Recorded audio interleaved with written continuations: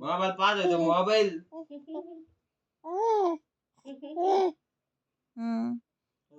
Good morning. Mummy म्हणा good morning. आतमध्ये तुझी दादा बाई शेंचीच्या विदय बाई.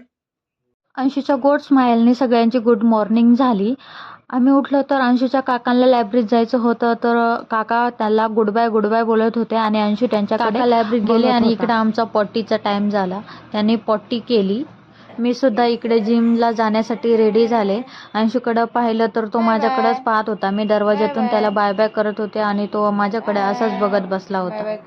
आज आहे माझ्या धन्नो म्हणजेच माझ्या स्कूटीचा बर्थडे. आज 2 वर्ष कंप्लीट झाले तेव्हा माझी ही स्कूटी घेतली होती. तिला घेऊन मी जिमला जाते आणि ब्रिज खालीच इथं मी पार्किंगला पार्क करते. इथून माझी जिमसुद्धा दिसते.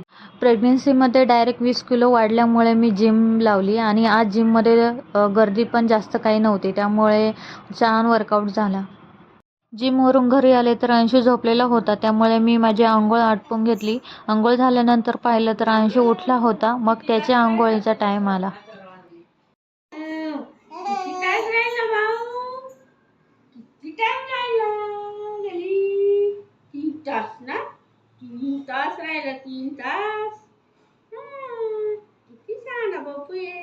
आज स्वयंपाकात करायची होती डांगराची भाजी. आमच्याकडे याला डांगर बोलता, तुमच्याकडे काय बोलता कमेंट्समध्ये सांगा. स्वयंपाक उरकतोय तोच अंशूला जाग आली आणि त्याला मी औषध देऊन टाकले.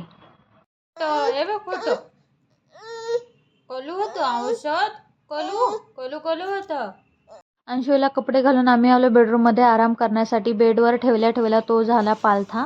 संध्याकाळचे 5:45 वाजेपर्यंत आम्ही दोघांनी आराम केला आणि त्यानंतर थोडीशी भूक लागली. थोडंसं सॅलेड खाऊन मग स्वयंपाकाला सुरुवात केली.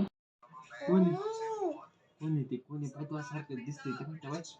दुसरा अंशू आला का रे? दुसरा अंशू आला का आपल्या घरी? कोणी